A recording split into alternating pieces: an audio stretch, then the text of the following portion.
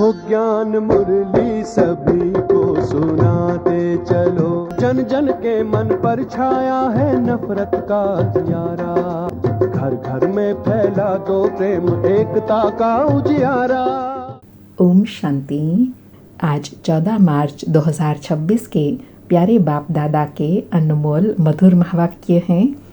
आज की मुरली के सार में प्यार के सागर बाबा ने स्वधर्म की स्मृति दिलाते कहा कि बच्चे, बहुत लोग कहते हैं ओम शांति अर्थात अपनी आत्मा की पहचान देते हैं, परंतु खुद समझते नहीं। बाबा कहे मनुष्य ओम शांति का अर्थ बहुत निकालते हैं, कहते हैं ओम माना भगवान, ओम माना ब्रह्मांड। बाबा कहे परंतु ओम शांति का अर्थ है अहम आत्मा का स्वधर्म ही है शांत, इसलिए कहते हैं मैं शांत स्वरूप आत्मा हूँ। फिर स्पष्ट करते कहा कि बाप बच्चों को समझाते हैं कि मैं तुमको एक ही बार यह राजयोग सिखाता हूँ और कोई कदाचित सिखला न सके। और साथ में कहा कि बाबा कहते हैं हे बच्चों, हे आत्माओं, मेरे साथ योग लगाओ तो तुम्हारे विकर्म विनाश होंगे।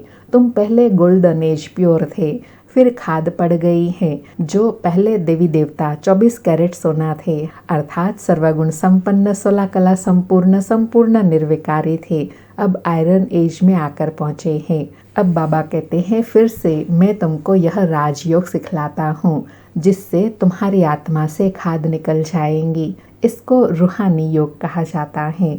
और लास्ट में याद के लिए कहा कि बाबा कहते हैं हे आत्माएं, मुझ बाप को याद करो। आधा कल्प तुम देह अभिमानी रहे हो, अब देही अभिमानी बनो। जब सभी तमो प्रधान बन जाते हैं तब बाप आकर सभी को सतो प्रधान बनाते हैं अर्थात सभी की आत्मा की ज्योति को जगाते हैं। और साथ में कहा बाबा कहते हैं हथकार डे दिल यार डे, काम करते रहो, बाकी बुद्धि योग बाप से हो। तुम आत्मा आशिक हो एक माशुक बाप की, अभी वह माशुक आया हुआ है। सभी आत्माओं सजनियों को गुल पावन बनाई अपने साथ ले जाएंगे। भल गृहस्थ व्यवहार में रहो, बच्चों को संभालो। हे आत्माएं, तुम्हारी दिल बाप की तरफ हो, यही याद की प्रैक्टिस करते रहो। सुनते हैं प्यारे बाप दादा के अनमोल मधुर महावाक्य। आज बाबा कहे मीठे बच्चे, एक बाप ही नंबर 1 एक्टर हैं जो पतितों को पावन बनाने की एक्ट करते हैं। बाप जैसी एक्ट कोई कर नहीं सकता।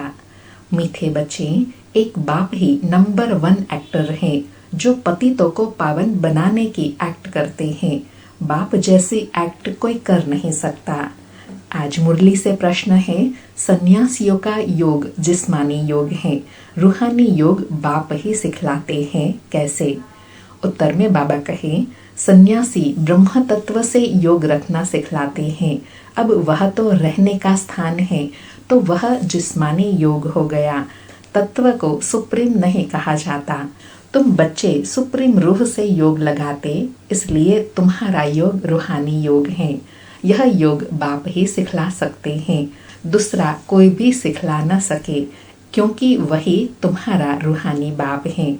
आज मुरली में गीत बजा, तो प्यार का सागर है। ओम शांति। बच्चे, बहुत लोग कहते हैं ओम शांति अर्थात अपनी आत्मा की पहचान देते हैं, परंतु खुद नहीं समझ सकते। ओम शांति का अर्थ बहुत निकालते हैं। कोई कहते हैं ओम माना भगवान, परंतु नहीं, यह आत्मा कहती है ओम शांति। बाबा बच्चों को कितना अपनेपन से समझा रहे हैं कि मनुष्य ओम शांति का अर्थ कितना अलग अलग निकालते हैं, लेकिन वास्तव में ओम शांति का अर्थ है मैं आत्मा शांत स्वरूप हूँ। बाबा कहे अहम आत्मा का स्वधर्म है ही शांत, इसलिए कहते हैं मैं शांत स्वरूप हूँ। यह मेरा शरीर है जिससे हम कर्म करते हैं, कितना सहज है। वैसे बाप भी कहते हैं ओम शांति, परंतु मैं सबका बाप होने कारण, बीज रूप होने कारण भी जो रचना रूपी जाड़ है, कल्प वृक्ष, उसके आदि मध्य अंत को जानता हूँ। जैसे तुम कोई भी जाड़ देखो तो उसके आदि मध्य अंत को जान जाओ, वह बीज तो जड़ है। तो बाप समझाते हैं यह कल्प वृक्ष है, इसके आदि मध्य अंत को तुम नहीं जान सकते, मैं जानता हूँ। मुझे कहते ही है ज्ञान का सागर। मैं तुम बच्चों को बैठ आदि मध्य अंत का राज समझा रहा हूँ। यह जो नाटक है, जिसको ड्रामा कहा जाता है, जिसके तुम एक्टर्स हो। बाप कहते हैं मैं भी एक्टर हूँ। बच्चे कहते हैं हे बाबा, पतित पावन एक्टर बन आओ, आकर पतितों को पावन बनाओ। अब बाप कहते हैं मैं एक्ट कर रहा हूँ। बाबा कहे मेरा पार्ट सिर्फ इस संगम समय ही है, सो भी मुझे अपना शरीर नहीं है। मैं इस शरीर द्वारा एक्ट करता हूँ। मेरा नाम शिव है। बच्चों को ही समझाएंगे ना।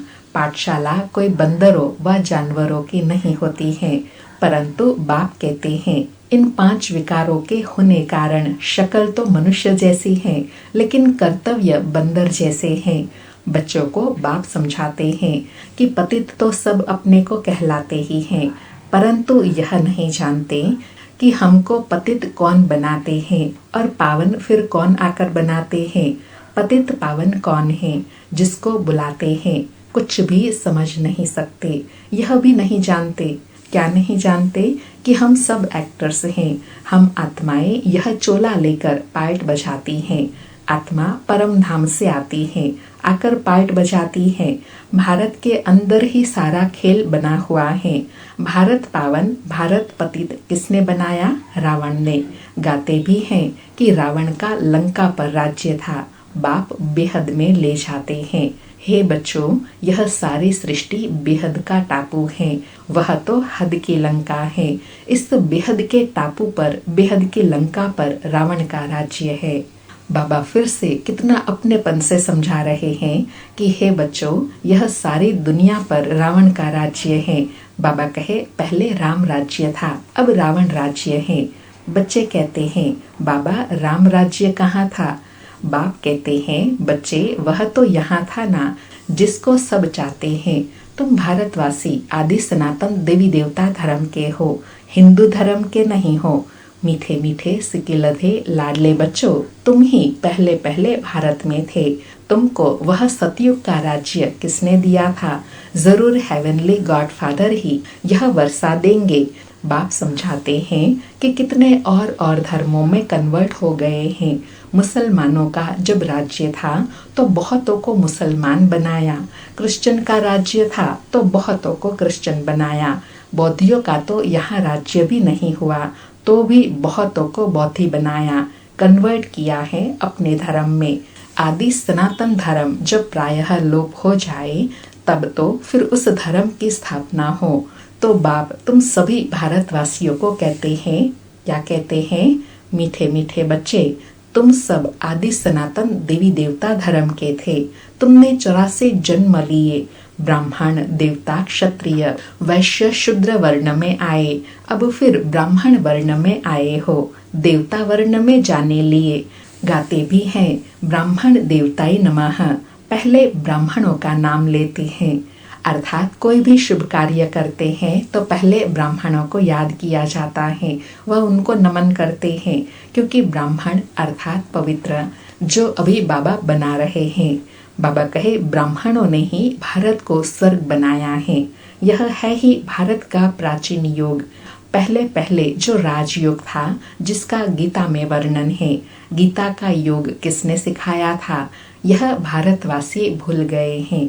बाप समझाते हैं कि बच्चे योग तो मैंने सिखाया था, यह है रूहानी योग, बाकी सब है जिस्मानी योग। सन्यासी आदि जिस्मानी योग सिखलाते हैं कि ब्रह्म से योग लगाओ, वह तो रॉन्ग हो जाता है। अर्थात कोई जड़ चीज के साथ योग लगाने की बात नहीं है। जब आत्मा चैतन्य है तो चैतन्य आत्मा को चैतन्य के साथ योग लगाना है, अर्थात आत्मा को परमात्मा के साथ योग लगाना है। बाबा कहे ब्रह्म तत्व तो रहने का स्थान है, वह कोई सुप्रीम रूह नहीं ठहरा। बाप को भूल गए हैं, तुम भी भूल गए थे, तुम अपने धर्म को भूल गए हो। यह भी ड्रामा में नोंद है। विलायत में योग नहीं था, हठ योग और राजयोग यहाँ ही है। यह निवृत्ति मार्ग वाले सन्यासी कब राजयोग सिखला न सके, सिखाए वह जो जानता हो। सन्यासी लोग तो राजाई भी छोड़ देते हैं, गोपीचंद राजा का मिसाल है ना, राजाई छोड़ जंगल में चला गया। उसकी भी कहानी है। सन्यासी तो राजाई छुड़ाने वाले हैं, वह फिर राजयोग कैसे सिखला सके।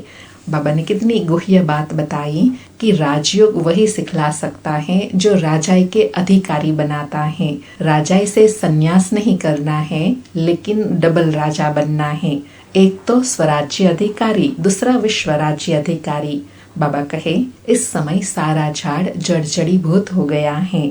अभी गिरा की गिरा। कोई भी झाड़ जड़जड़ीभूत हो जाता है तो अंत में उसको गिराना पड़ता है। वैसे यह मनुष्य सृष्टि रूपी झाड़ भी तमो प्रधान है। इनमें कोई सार नहीं है, इनका जरूर विनाश होगा। इनके पहले आदि सनातन देवी देवता धर्म की स्थापना यहाँ करनी होगी। बाबा ने एग्जाम्पल देकर समझाया कि जैसे झाड़ पुराना होता है तो उसको गिराया जाता है, ऐसे यह सृष्टि रूपी झाड़ का हाल है। लेकिन उसके पहले बाबा कहे आदि सनातन देवी देवता धर्म की यहाँ ही स्थापना करनी है। बाबा कहे सतयुग में कोई दुर्गति वाला होता नहीं, यह विलायत में जाकर योग सिखलाते हैं, परंतु वह है हठ योग, ज्ञान बिल्कुल नहीं। अनेक प्रकार के हठ योग हैं। यह है राजयोग, इसको रूहानी योग कहा जाता है। वह सब है जिस्मानी, मनुष्य मनुष्य को सिखलाने वाले हैं। बाप बच्चों को समझाते हैं। क्या समझाते हैं कि मैं तुमको एक ही बार यह राजयोग सिखाता हूँ और कोई कदाचित सिखा न सके।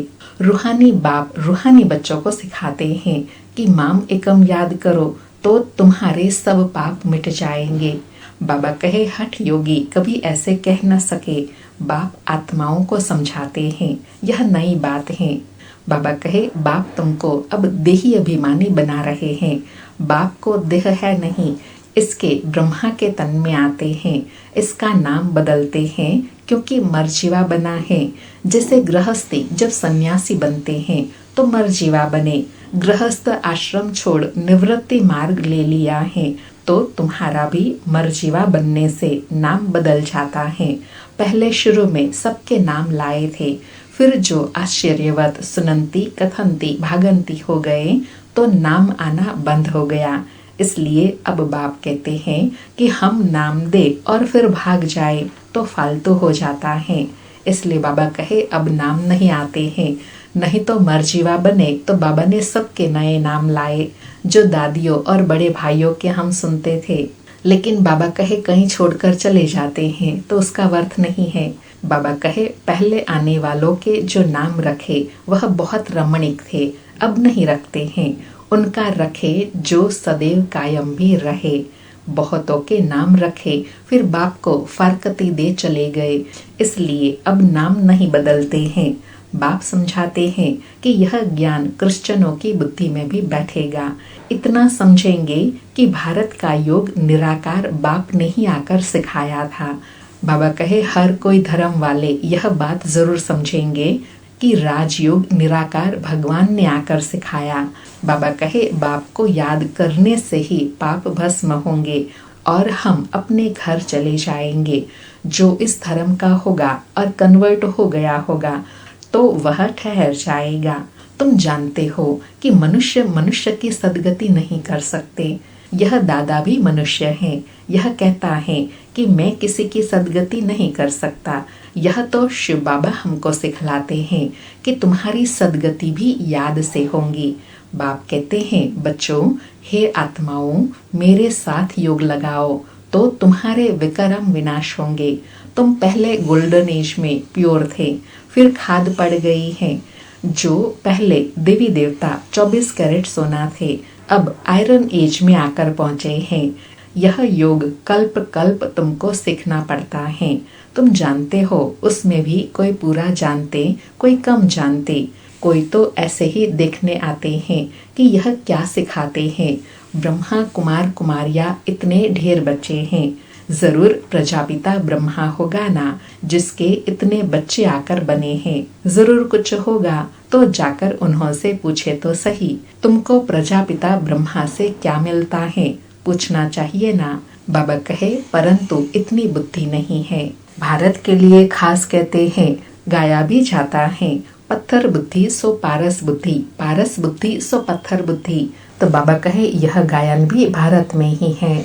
सतयुग त्रेता में पारस बुद्धि गोल्डन एज थे, फिर सिल्वर एज 2 कला कम हुई, इसलिए नाम पड़ा चंद्रवंशी, क्योंकि नापास हुए हैं।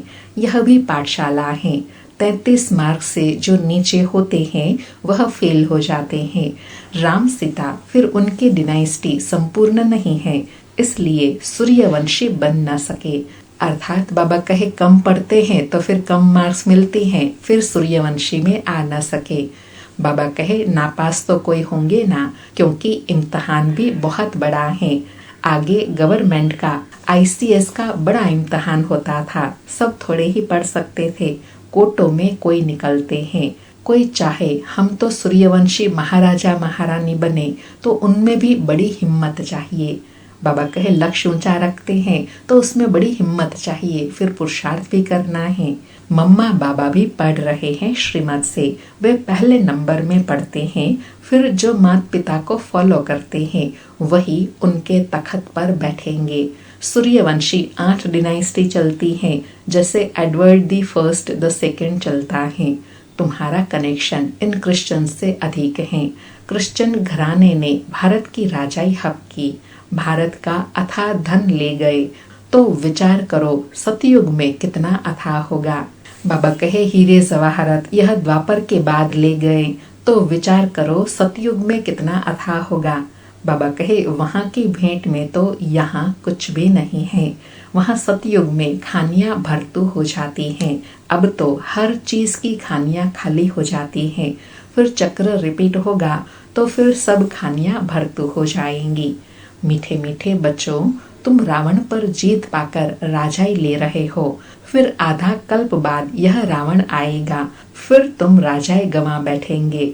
बाबा कहे अभी भारतवासी तुम कौड़ी मिसल बन गए हो, हमने तुमको हीरे जैसा बनाया, रावण ने तुमको कौड़ी जैसा बनाया। समझते नहीं कि यह रावण कब आया, हम क्यों उनको जलाते हैं। कहते हैं कि यह रावण तो परंपरा से चला आता है। बाप समझाते हैं कि आधा कल्प के बाद यह रावण राज्य शुरू होता है। विकारी बनने कारण अपने को देवी देवता कहला नहीं सकते। वास्तव में तुम देवी देवता धर्म के थे, तुम्हारे जितना सुख कोई नहीं देख सकते। बाबा नशा दिला रहे हैं कि तुम आदि सनातन देवी देवता धर्म वाले ही सबसे ज्यादा सुख देखते हो, इतना और कोई देख न सके। बाबा कहे सबसे अधिक गरीब भी तुम बने हो, दूसरे धर्म वाले बाद में वृद्धि को पाते हैं। क्राइस्ट आया, पहले तो बहुत थोड़े थे, जब बहुत हो जाए तब तो राजाई कर सके। तुमको तो पहले राजाई मिलती है। यह तो सब ज्ञान की बातें हैं। बाप कहते हैं हे आत्माएं, मुझ बाप को याद करो। आधा कल्प तुम देह अभिमानी रहे हो, अब देही अभिमानी बनो। घड़ी घड़ी यह भूल जाते हो, क्योंकि आधा कल्प की कट चढ़ी हुई है। इस समय तुम ब्राह्मण चोटी हो, तुम हो सबसे ऊंच।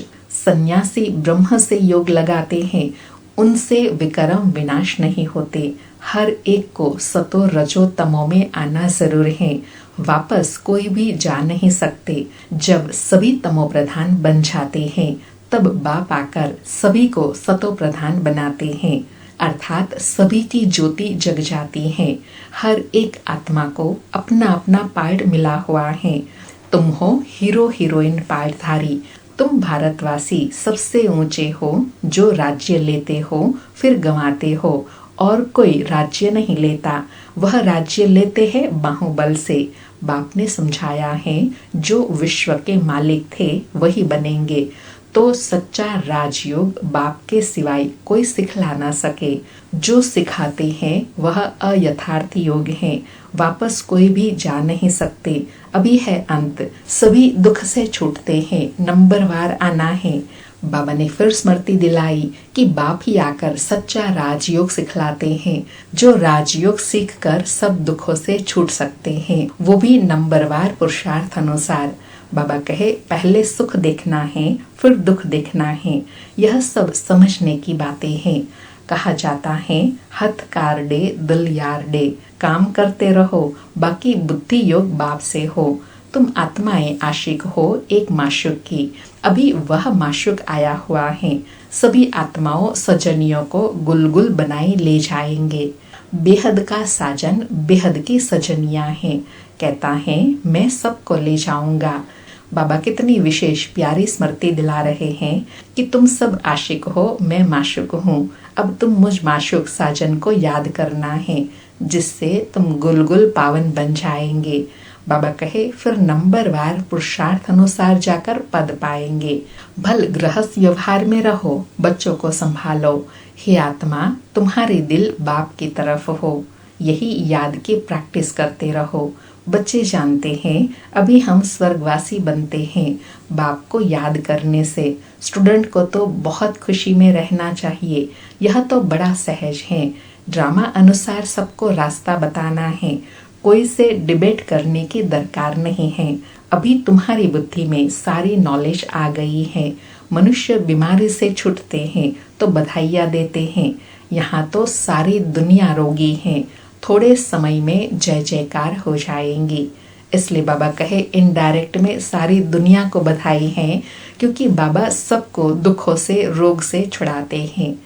अच्छा, मीठे मीठे सिकिलधे बच्चों प्रति माता पिता बाप दादा का याद प्यार और गुड मॉर्निंग। रूहानी बाप की रूहानी बच्चों को नमस्ते। हम रूहानी बच्चों की रूहानी माता पिता बाप दादा को याद प्यार गुड मॉर्निंग और नमस्ते नमस्ते। सारी मुरली से धारणा के लिए सार है। पहला पॉइंट, सच्चे सच्चे आशिक बन, हाथों से काम करते बुद्धि से माशूक को याद करने की प्रैक्टिस करनी है।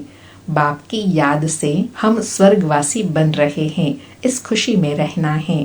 दूसरा पॉइंट, सूर्यवंशी डिनाइस्टी में तख्त नशीन बनने के लिए माता पिता को पूरा पूरा फॉलो करना है।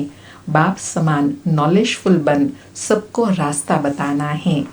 आज प्यारे बाबा का वरदान है, ताज और तिलक को धारण कर बाप दादा के मददगार बनने वाले दिल तख्त नशीन भव। ताज और तिलक को धारण कर बाप दादा के मददगार बनने वाले दिल तख्त नशीन भव। स्पष्टीकरण है, जब कोई तखत पर बैठते हैं तो तिलक और ताज उसकी निशानी होती है। ऐसे जो दिल तख्त नशीन है, उनके मस्तक पर सदैव अविनाशी आत्मा की स्मृति का तिलक दूर से ही चमकता हुआ नजर आता है। सर्व आत्माओं के कल्याण की शुभ भावना उनके नैनों से व मुख से दिखाई देती है। उनका हर संकल्प, वचन और कर्म बाप के समान होता है। बाबा कहे बाबा के जो मददगार दिल तख्त नशीन बच्चे होंगे, उनके चेहरे से क्या दिखाई देगा? अविनाशी आत्मा का तिलक चमकता हुआ दिखाई देगा और नैनों से व मुख से सर्व आत्माओं के प्रति कल्याण की भावना दिखाई देंगी। आज का स्लोगन है, सरल याद के लिए सरलता का गुण धारण करो, संस्कारों को सरल बनाओ। बाबा कहे सब सहज याद चाहते हैं ना, तो वो कब होगा? जब अपने संस्कारों को सरल बनाएंगे। आज 14 मार्च के अव्यक्त इशारे हैं, निश्चय के फाउंडेशन को मजबूत कर सदा निर्भय और निश्चिंत रहो। आज बाबा कहे विजय बनने का फाउंडेशन है निश्चय। फाउंडेशन अगर पक्का है तो बिल्डिंग हिल नहीं सकती। निश्चिंत रहते हैं, लेकिन सिर्फ बाप में निश्चय नहीं, अपने आप में भी निश्चय और ड्रामा में भी निश्चय। वाह ड्रामा वाह! अगर ड्रामा में निश्चय होगा तो अकल्याण की बात भी कल्याण में बदल जाएगी।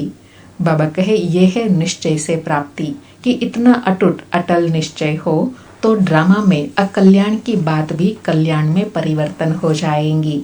इसलिए बाबा कहे सदा वाह ड्रामा वाह करते रहो। अच्छा, ओम शांति। शुक्रिया बाबा, शुक्रिया।